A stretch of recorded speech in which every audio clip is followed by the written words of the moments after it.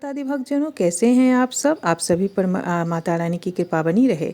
चलिए एक और दिव्य प्रेम कहानी सुनते हैं, जानते हैं श्रीनिवासा और देवी भार्गवी के बारे में।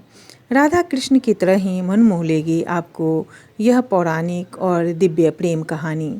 भगवान श्री कृष्ण और श्री राधा रानी की प्रेम की लीलाओं के बारे में हम बचपन से सुनते आ रहे हैं, मगर इन दोनों की प्रेम कथा जैसी ही मनमोहक एक और प्रेम कहानी है, और यह कहानी है श्रीनिवास और भार्गवी की। शास्त्रों की माने तो दोनों राधा कृष्ण का ही स्वरूप हैं।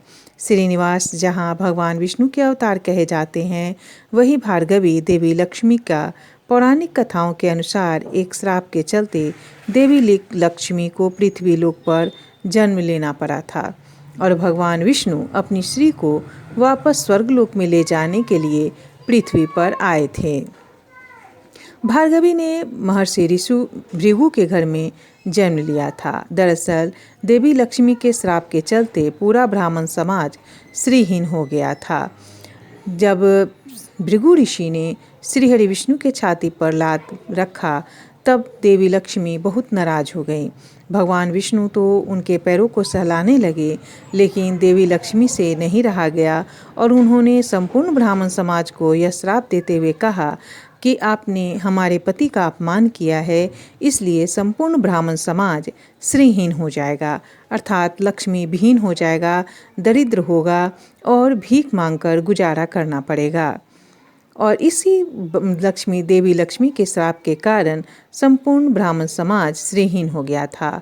ब्राह्मण समाज में दोबारा श्री यानी लक्ष्मी को लाने के लिए ऋषि भृगु स्वर्गलोक पहुंच गए और विष्णु को उस वरदान के बारे में याद दिलाया जो उन्हीं के द्वारा ऋषि भृगु को दिया गया था। उस वरदान के चलते ऋषि भृगु ने भगवान विष्णु से देवी लक्ष्मी को बेटी के स्वरूप में मांग लिया था। तब देवी लक्ष्मी ने भार्गवी के रूप में श्री भृगु के घर में जन्म लिया था। भार्गवी के युवा होने पर उनके जीवन में श्रीनिवास नाम के एक युवा नर्तक आए। श्रीनिवास जहाँ भार्गवी को नृत्य कला सिखाता, वहीं दूसरी ओर ऋषि भृगु का सेवक बनकर रहता था। दोनों को एक दूसरे से प्रेम भी हो गया, मगर श्रीनिवास असल में भगवान विष्णु का स्वरूप ही है का विषय में जब ऋषि भृगु को पता चला, तब उन्होंने भार्गवी को श्रीनिवास से विवाह नहीं करने दिया। वहीं दूसरी ओर वेंकटगिरी के राजा आकाश के बेटी राजकुमारी पद्मावती भी श्रीनिवास से नृत्य सीखती थी और मन ही मन में श्रीनिवास से प्रेम कर बैठी थीं। मैंने श्रीनिवास और देवी पद्मावती के बारे में इसके पहले अपनी एक वीडियो अपलोड कर चुकी हूँ, और रानी पद्मावती के बारे में, देवी पद्मावती के बारे में अगर आप जानना चाहते हैं तो आप उस वीडियो को ज़रूर देखें। श्रीनिवास से विवाह करने के बाद पद्मावती ने सती होने का श्रीनिवास से विवाह करने के लिए पद्मावती ने सती होने का प्रण तक ले लिया था। इस विषय में जब श्रीनिवास को ज्ञात हुआ तो उन्होंने पद्मावती से विवाह कर लिया। यह बात जानकर भार्गवी ने वेंकटगिरी को सदा के लिए त्याग दिया और कोल्हापुर के निकट एक गांव करवीरपुर में एक विष्णु मंदिर में जीवन व्यतीत करने लगी। श्रीनिवास और भार्गवी दोबारा इसी स्थान पर मिले और यही भार्गवी को यह ज्ञात हुई कि असल में वो देवी लक्ष्मी का ही स्वरूप हैं।